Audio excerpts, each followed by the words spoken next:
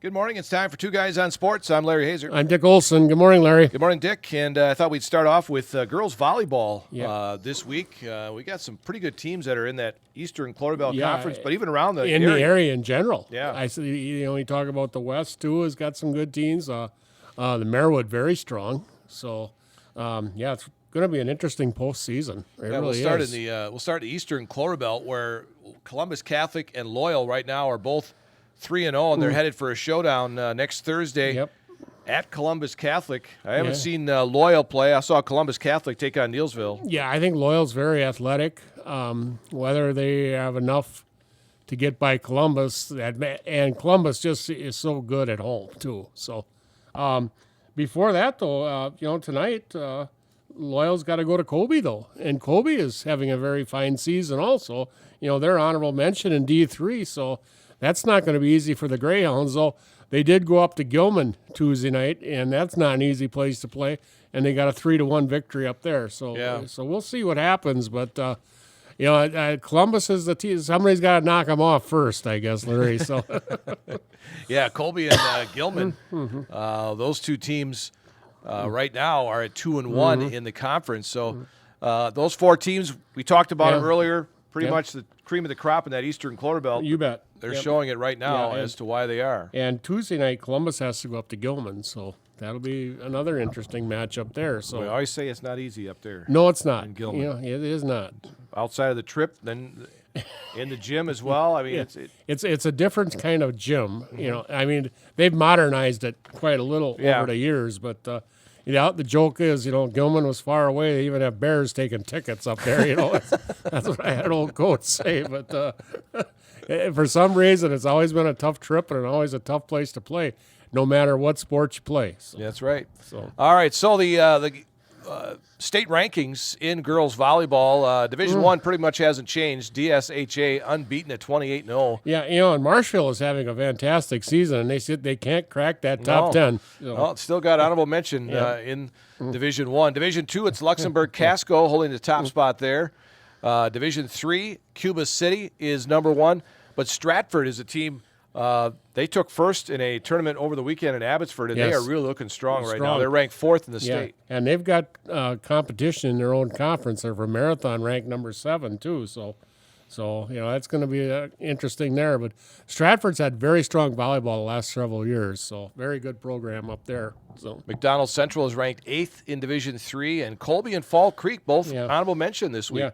Yeah, Fall Creek fell off a little bit. They were ranked, and but I think probably they schedule tough, schedule up, getting ready for the playoffs, and they're down to an honorable mention choice now. So, Living Word Lutheran still the top team in Division IV. Regis is ranked 8th, and how about Loyal moving up to 10th? Number 10, and congratulations to Coach Pieper and her girls up there. They played well all season, and now finally hit the number 10 ranking. So we'll see what happens from here, but. They're having a great season there. So Pittsville moves up to honorable mention. They were not ranked last week. Division V, it's Eau Claire Emmanuel Lutheran on top. Newman Catholic ranks 2nd. And then you got Columbus Catholic right there at number 9. Yeah, Eau Claire Emmanuel Lutheran. It's kind of the forgotten school in the Eau Claire area. You got North Memorial and Regis, but Eau Claire Emmanuel Lutheran, they don't play all the sports. They play basketball and volleyball and things like that. But they do do very well in that Dairyland Conference. So talk about an intimidating gym, I bet, to play in. Yeah, it is not very big. No, it's not. I've been to the Regis gym, and the Regis gym is getting remodeled. That looks really nice. But it's very small too. Right. And I think the Emmanuel Lutheran gym is comparable to the old Greenwood gym. Yeah, I think you're right. Very much so. Yeah, not very big. Where if you got a size 12 sneaker and you're standing out of bounds, you're probably on the line. So Gilman has got honorable mention in Division V this week. So a lot of area teams highly ranked in girls volleyball, especially when you get to Divisions 3, 4, and 5. Yeah, and like we said, Columbus and Loyal sitting atop at undefeated in the conference. Colby sitting right behind them with 1 loss, and Gilman with 2 losses now. So it's going to be a fight to the finish here. And like I said, it's going to be some nice matchups. The Loyal at Colby tonight, and then Tuesday night, Columbus at Gilman, and then next Thursday, Loyal at Columbus. So it's got some nice matchups coming down the pipe. So Yeah, that's hard to believe. I think there's only just a couple of weeks yeah, left in the regular season. Yeah, we're sitting here at Larry, early October, but the playoffs are 2 weeks away or so. So And speaking of playoffs, the girls golf already had regionals Yes. yesterday, so we'll have more on that coming up Yep. on our midday edition of the update. But yeah, it's yeah, hard pretty to believe. we're pretty getting into it. exciting. Let's see what happened with the Marshfield girls. They've Yeah. had a fantastic season in golf. So. Yes, they have. So. All right, we'll go to cross country where Isaac Shear finally got beaten here. Yeah, but I'll tell you what, more impressed. Let's go back last Friday Yeah. night with the yes. Nightfall Classic. Yes. That is the name. Yep. And that is, of course, that nighttime thing they do over at River's Edge. But Isaac won the small school division 15:52. That is awesome. Yeah, and that was the second fastest time all night. The large school division winner, Owen Stewie of Shakopee, Minnesota, was 15:37. You get under 16. Yeah, but going. I don't imagine the course is quite as rough, probably for a nighttime thing. I don't know, but Yeah, I would think there probably isn't too many because hills, though. you look at Tuesday at Edgar, and that's what you were where Nathan Shear finally overcame Big Brother there. Yeah, not by much. 4/10 of a second. I think they ran together. But He they were probably let 'em win, maybe. they were 17 minutes. But Yeah, that, right. but that was a very windy day, and I'm guessing the Edgar course probably has something to do with farmland. Yeah, I'm sure there's a few hills and Yes, stuff and such. So not quite the golf course kind of course, but No. very impressive though. But what these kids, these Shear boys, have done, and that took them into a second place at Edgar, and then, like I say, winning that deal at Marshfield, that is huge because there was like 400 runners there, So Yeah, in fact, we came back from the game, we met At Stanley buses. Boyd, we met buses. coming, and then that's where they were coming from. and in So- fact, there were some buses at Quick Trip in Neilsville. Yes. And one of them was from Arcadia. Yep. And this was at Yeah. 10 o'clock at night. yeah. And like I said, Shakopee, Minnesota. Yeah. River Falls was there. They had a long drive Yeah, back. long drive, and that like I said, that race probably got over at 9:30. By the time you do awards, Yeah. you're talking pretty late in the early morning hours. So yeah, Yeah. So- Getting back to one note on the girls volleyball, tonight in Neilsville, it is pink out night. So Yes. wear your pink. Yes. They're going to have some raffles and stuff Yep. to Yep. help out cancers. yes, and that's a very big thing. Yep. Breast cancer. Right now, Larry, I have a friend at work that is going through treatments for breast cancer, and it's something that's become very dear to me, and hopefully everybody supports this well because it's bet. very big. So So wear your pink. Yes. Come out and support Neilsville girls volleyball tonight against Owen Withy.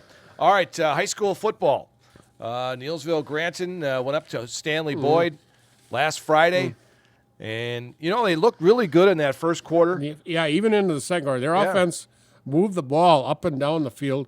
I'm sure they scored there, but the refs didn't give it to them. But Yeah. that's neither here nor there. Right. But anyway, defensively they're very challenged. They're young, and you got big, strong teams coming at them, and it's very tough for them to stop. But offensively, Larry, very, very impressive to me. So Yeah, they were only down, I think, 13-0 after their first quarter. yes, yeah. To So a Stanley Boyd team, and I'm sure Stanley Boyd might have been a little surprised yeah, as well. yeah, and the passing attack was clicking. They were mixed in a few runs, and everything was working. Just kind of stifled down around inside the red zone. So, but it's kind of interesting, with what they're going through right now with injuries and pretty much 100% passing attack. But Andrew Hazer has 92 passes on the season now, Larry. Of course, he's only been a quarterback for a few games, A couple of games, yeah. but that's already the sixth highest total in Neilsville football history really? for a season, 92. Wow. So, yeah. Cody Craig in 2003 had 180. Bryce Erickson last year, 141. Joe Hammond, 133 in 1997. Jason Hanishak, 121 in 1998.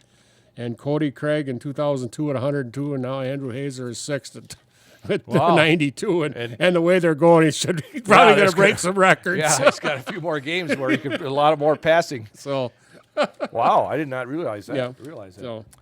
All right, so Neilsville Granton, by the way, they're going to be on the road to Sun Prairie this coming Saturday afternoon. They play Aurora Central Catholic out of Illinois, Yep. and that's a 1 o'clock start for that game on Saturday on 92.7 WPKG. Aurora, and we're going to a very nice facility, by the way, too. Yeah, it's pretty much brand new down there. Bank of Sun Prairie Stadium, and it's the home both for East and West, and it just looks like a terrific facility. And Aurora Catholic Central, all I could find on them, Larry, is they're 2-3, and they average about 17 points a game and give up about 23. So Okay, all right. So well, we'll see what happens. that's about it. see what happens on Saturday. And they're called the Chargers, by the way. Okay, all right. There we go.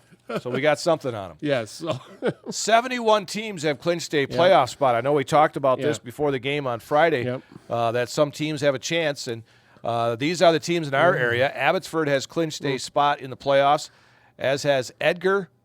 Also, I believe Stratford is on that list, and Amherst. Stanley Boyd. Amherst, D.C. Everest, and Regis, and Okay, Stanley Boyd. they So- all have clinched playoff Yep. spots. And let's see, 74 more teams can clinch Yep. with a win this coming week. Yeah, Mondovi, I believe, is on that list. Auburndale, Auburndale, I believe Wittenberg Burnhamwood probably is there. Elk Mound has a Yes, chance yep. in the Clover Belt. Yep. So So there are some teams that have chances to clinch playoff spots coming up this week in high school football. And you look at the Clover Belt Conference standings, and you still have Regis and Stanley Boyd up there at 4-0. But how about Elk Mound? That was Yeah. a team that Yeah. weren't really sure of, but they're 3-1 in the conference. yeah, they're playing well, and they have not played. I don't. Yeah, they've lost to Regis. I believe they have not played Stanley yet. I believe so. I believe their loss was to Regis. So Okay. I'm not sure, but yeah, they're a team that's going to be very good. Very Yes, they did lose to Regis. Yeah, yes. very senior oriented, senior quarterback, and they will do well in the playoffs, I believe, with the way they play football. It's tough to play, and this is a very tough Clover Belt this year. When you look at those top four teams, they're all going to probably do pretty well in the postseason. And of course, this Saturday, Stanley Boyd at Regis is probably going to Big one. That's going to determine who the conference champion is. Yep. So. And another good one coming up on Friday night has Mondovi at Elk Mound. Yeah, that should be a dandy too. Mondovi's Fighting for a spot. fighting for a spot now. Yeah, they've got 2 losses, and they've dropped down in the rankings. I believe they're number, they're down to number 9 in D6. So, but 2 losses. A late one to Stanley Boyd, and then Regis put third. And both those losses, Larry, were at home. Right. And both turf teams going into Mondovi and winning on the grass there. So Elk Mound, I think that if Elk Mound plays their game, they're going to be right in there against Mondovi. So Yeah, Elk Mound needs the win to qualify, and Mondovi's still going to need 2 wins to get in. wins. So, Yep. yeah, it'll be a dogfight there at Elk Mound on yes, Friday night. right. So another good one. I like Friday night, Larry, is Auburndale at Abbey. Okay. I think You. that Auburndale 1 loss to Edgar, Abbey undefeated. Sure. Like you said, Abbey's clinched a playoff spot. Auburndale needs a win, so I think that's going to be a great game. Yeah, you're getting down to that point now where teams are going to be battling for playoff spots. spots, Either they're in, need a win, or a couple of wins to clinch. It's pretty interesting. They figure this year there's going to be more 500 and under 500 teams than ever, just because of so many teams that went 8-man. Though, and I think you're going to see a lot of that in Division 7 and maybe some in Division 6 too, probably. Yeah, they said the number of 11-player football teams now is under 370. Yeah, and how They many? take 224 into the playoffs. Yes. So doesn't leave a whole lot. No.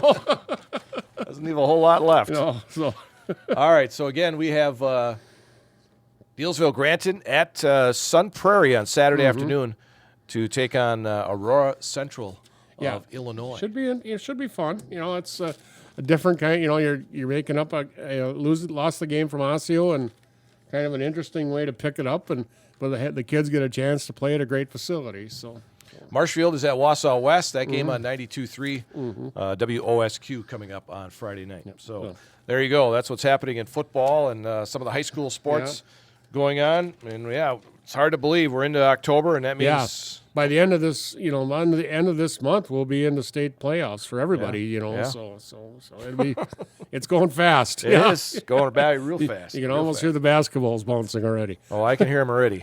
yeah, They're starting already. All right, where are they now here on the show this morning? Okay, Larry, I was speaking of Abbotsford. I'm going to go up to Abbotsford and talk about Garrett Rao. And Garrett is a 2016 graduate of Abbotsford High School.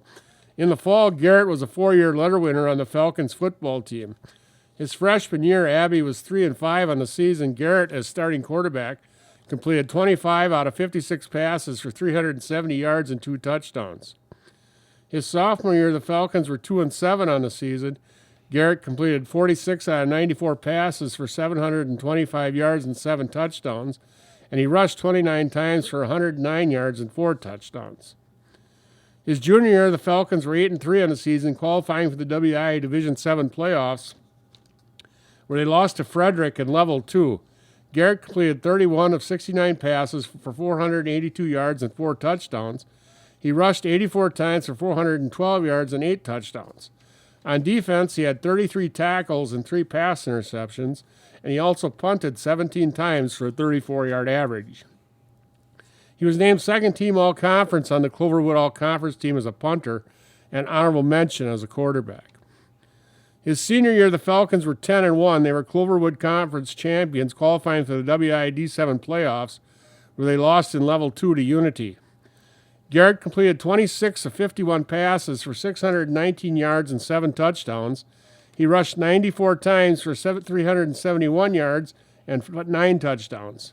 On defense, he had 43 tackles and 2 pass interceptions, which were both returned for pick sixes. He punted 19 times for a 40-yard average. He was named first-team All-Conference quarterback at Cloverwood as a defensive back and as a punter, and he was an honorable mention selection as a quarterback. In the winter, Garrett was a 4-year letter winner on the Falcons basketball team. His freshman year, Abbey was 10-14, losing to Hurley in the regionals. Garrett averaged 8.5 points per game. His sophomore year, the Falcons were 21-3 on the season. They were Merwood North and regional champions, losing the sectional semis to Unity. Garrett averaged 5.6 points per game. His junior year, Abbey was 4-18 on the season, losing to Columbus in the regionals. Garrett averaged 12.2 points per game and was named first team on the Merwood North All-Conference team. His senior year, Abbey was 12-12 on the season, losing to Grantsburg in the regionals. Garrett averaged 16 points per game and was named second team All-Conference. In the spring, Garrett was a 3-year letter winner on the Falcons baseball team. His sophomore year, Abbey was 7-9 on the season, losing to Whitehall in the regionals. Garrett batted .230 with 3 RBIs. His junior year, the Falcons were 5-13, losing to Rib Lake in the regionals. Garrett batted .256 with 7 RBIs. His senior year, Abbey was 7-10 on the season, losing to Edgar in the regionals. Garrett batted .275 with 8 RBIs and was an honorable mention selection on the Merwood North All-Conference team. After graduation, Garrett enrolled at Knox College in Galesburg, Illinois, and joined the Knox Prairie Fire football team. His freshman year, Knox was 2-8 on the season. Garrett, as a defensive back, had 17 tackles and 1 pass interception. He punted 23 times for a 33.8-yard average with a long of 51 yards. His sophomore year, Knox was 5-5 on the season. Garrett had 38 tackles, 2 pass interceptions, and 1 fumble recovery. He punted 55 times with an average of 38.2 and a long of 71 yards. He was named first-team punter on the Midwest Conference All-Conference team. His junior year, Knox was 2-8. Garrett had 55 tackles, 2 interceptions, and 1 fumble recovery. He had 65 punts for a 35.5 average, with a long of 59 yards. He was first-team All-Conference as a punter and second-team as a defensive back. His senior year, Knox was 3-6. Garrett had 36 tackles with 3 interceptions and 1 fumble recovery. He punted 50 times for a 39.1 average with a long of 57. He was first-team All-Conference as a punter and second-team as a defensive back. For his career at Knox, Garrett ranked second all-time with most punts with 193, second all-time in punt average with 37 yards, 9th all-time longest punt with 71 yards.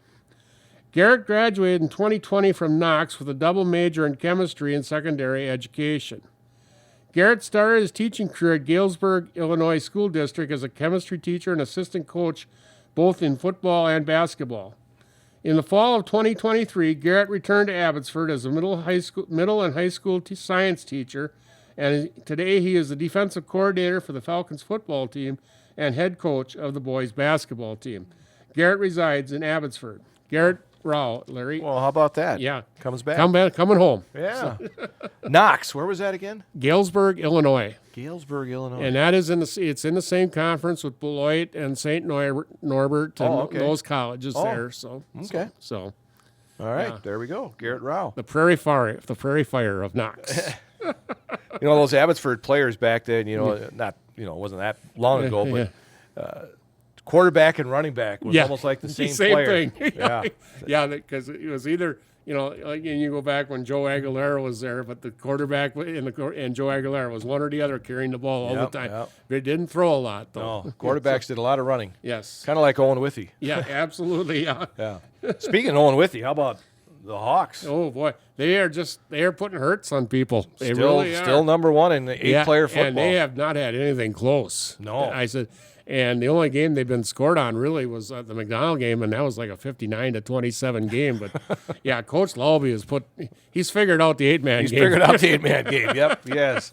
All right. College football, WIAC football conference. They get their schedule started this week, and I tell you, you talk about a tough conference. Yeah. You've got 1, 2, 3, 4, 5 teams ranked in the top 25 in the nation. Yeah, and they're all been playing up pretty good. Whitewater. When we talked about playing, I believe. Who did they play early? Played Mary Hardin Baylor of Texas last week. And La Crosse played a D2 conference in the last couple of weeks and got beat. Oshkosh, River Falls, all these teams. So La Crosse is ranked 3rd in the nation this week. Yep. Coming into action this Saturday. Eau Claire is going to be at River Falls, and River Falls is ranked 6th in the nation. Platteville is at La Crosse. Platteville is 24th in the nation. Oshkosh, who is ranked 17th, will be at Whitewater, and we mentioned Whitewater, they're 11th. Yep. And Stout is at Stevens Point. Yeah, it's a dogfight every week at that conference, and whoever comes out, the bad thing is they're going to beat the heck out of each other, and come NCAA D3 time, it's going to be a little struggle for them to get probably more than 2 teams in there when you probably got 3 or 4 teams that could be deserving to go. So, North Central of Illinois is the top team in the nation in Division III football. Mount Union of Ohio still up there, ranked 4th. Always there. Always there. Yeah, that's one thing you can take to the bank is every year is Whitewater and Mount Union. Big Ten football tomorrow night. Michigan State is at number 6 Oregon on Fox. Yeah, a little interesting to see the Spartans going out to play Oregon, and probably Oregon's toughest test of the season so far, probably. So yeah, Wisconsin took one on the chin a little bit. And I said they played such a great first half, Larry, and the second half they just came out and it couldn't do nothing. It laid an egg. I said the running attack was going well, the defensively they were playing well, and just second half they couldn't get off the field and had no answer for the USC defense in the second half. But it's too bad. They played a great first half, but wow. So. Yeah, we got some top 10 or top 25 college football going on Saturday. Number 9 Missouri at number 25 Texas A&M, and then number 12 Ole Miss, which is coming off a loss at South Carolina. Number 23 Indiana. I see that. How about them? Undefeated. The Hoosiers. And they are going to Northwestern. So you don't see them in football. No, much. not very much. They are under a new coaching staff this year. Okay. And I think they've used the portal well to build up, and it's going to be tough for them. But 5-0, they're 1 win short of being in a bowl eligible. So, sure. But Iowa is at number 3 Ohio State. So I don't know. Iowa not quite as good in the past, but a new number 1 in college football. That was quite a game Saturday. I said I had it on early, and it was 28-0, so I really didn't. The next time I turned it on, here's like 20. I kept watching on the bottom. I don't know what I was watching, but Georgia kept getting closer and closer, and it ended up being an instant classic. Yeah. But that bumped Alabama to number 1. So. But you were saying, Auburn is at Georgia this week, and after Georgia tough loss last week, that could be ripe for an upset there. Pretty good Auburn football team too. Could very well be. How about number 11 USC at Minnesota? Yeah, Minnesota's not a bad ball club, and you got up there in Minnesota, it's tough, and USC's good though. They got a pretty decent quarterback, and okay. I didn't get to see the game. He throws the ball well. That offense is built around passing. Caleb Williams came out of that program, but Minnesota has a very tough defense. Offense, they've been struggling big time. So, but they were down big time in the Big House last weekend and almost came back and beat Michigan. Yes, they did. Yes. Week. So could be something different there. And then Michigan is out at Washington. Now Washington took it around the chin last weekend, so did Michigan. So it'd be interesting there too. So Badgers, by the way, they will host Purdue at 11 a.m. on the Big Ten Network on Saturday. Yeah, they'll get done about the time that we start. Yeah. Not too far up the road either. No. All right. NFL football tonight. Tampa Bay is at Atlanta. Not a bad game there. That is one of the better games of the weekend when you look at the schedule, Larry. There isn't really anything that jumps off the page. But that will be, as far as the NFC South, that it's going to be a key game there because Atlanta with Kirk Cousins is playing better, and I've never been a fan of Baker Mayfield, but somebody got a hold of him in Tampa Bay and taught him how to play quarterback down there, and he's got nice weapons down there too. Yeah. But Sunday morning, second international game, but the Jets and the Vikings are in London Sunday. So, yeah, and I heard word, maybe confirmed later today, but I know that who was the guy from the Packers used to have as a receiver? Lazard? No, he was out in Oakland. Oh, Adams. Yeah, Devontae Adams. Apparently, New York Jets have given him an offer because he wants to be traded. Yeah, there's about 8 teams that I think would go for him. Yeah. So he might team up with his old. I'm sure that's where he wants to go. The thing is, they have Garrett Wilson, and I think Garrett Wilson has an ego the size of. Yeah, he wants the football. Yeah, and I don't know if there's going to be enough footballs to go around there. But you do have the right quarterback to handle it too. Right. Devontae Adams is not I have never thought of him as an Eagle guy, because he played with Jordy Nelson, he played with Cobb, he played in some high-powered offenses, and he never. It was after he became a star eventually, but he always was a team player. But is he what the Jets need? I don't know. So. I think the Jets are pretty weak in the offensive line, and Rodgers took a pretty good beating last weekend against in that game against Denver. So, well, it's on a neutral field. Yeah, in England. So, London, England. Vikings. I'll tell you what. Vikings look pretty good though. First half. I tell you what. Somebody taught Sam Darnold how to play quarterback. So. Yeah, but he has major weapons. I'll tell you what. You got Jefferson, and then Addison at wide receiver. And Aaron Jones is still Aaron Jones. Yeah. The Packers, I think, did well bringing Jacobs in, but Jacobs, by the way, leads Jones by 8 yards in rushing. Yeah, but Aaron Jones just had something. There's something about it. Josh Jones is more low key. Aaron Jones was kind of the guy who picked everybody up and stuff. Yeah. And you don't really hear Jacobs. I'm glad he didn't score, so he could do a Lambeau leap Sunday. Yeah. But I guess he got some ribbing from the defense, and then he told them just to look at the scoreboard. That old song and dance. Yeah. But I think there's enough mutual respect there that there wasn't too much of a problem. Yeah. So Packers, by the way, are out west to take on the Rams. 3:25 on CBS again this week, and also on 107.5. Yeah, WCCN. Rams are without Cooper Kupp. And they're struggling. And their defense, they Aaron Donald retired, and their defense is not the same as it used to be. So we got one team moving on in Major League Baseball, Detroit, surprising Houston. I was watching the game yesterday. It's the first time since 2016 or 2017 that Houston is not going to be in the American League Championship Series. But I'll tell you what, they ran into a buzzsaw with Detroit. Yeah. Detroit's been the hottest team since the middle of August in baseball. Yeah. And they've just went right into the playoffs. And I'll tell you what, if I was the New York Yankees, I'd be beware of them because they have the best pitcher in baseball in Tarek Skubal. Oh yeah, and no doubt there. You get in a 5-game series, they're more than likely he's going to get 2 starts. So right there that says and pitching is not the Yankees' forte. Yes, they have Garrett Cole. But I'll tell you what, it's going to be tough against Detroit, and Detroit is red hot. So. Yes, they are. And we'll have more on Major League Baseball coming up on our midday edition of the Update on 1370 AM and 98.7 FM. All right. Well, a lot to take care of Oh, here boy. this week, and yeah, I'm sure it'll just keep. NHL season starts Tuesday night too for anybody Friday who night. Friday night. Friday okay. night. Yes. so Wow.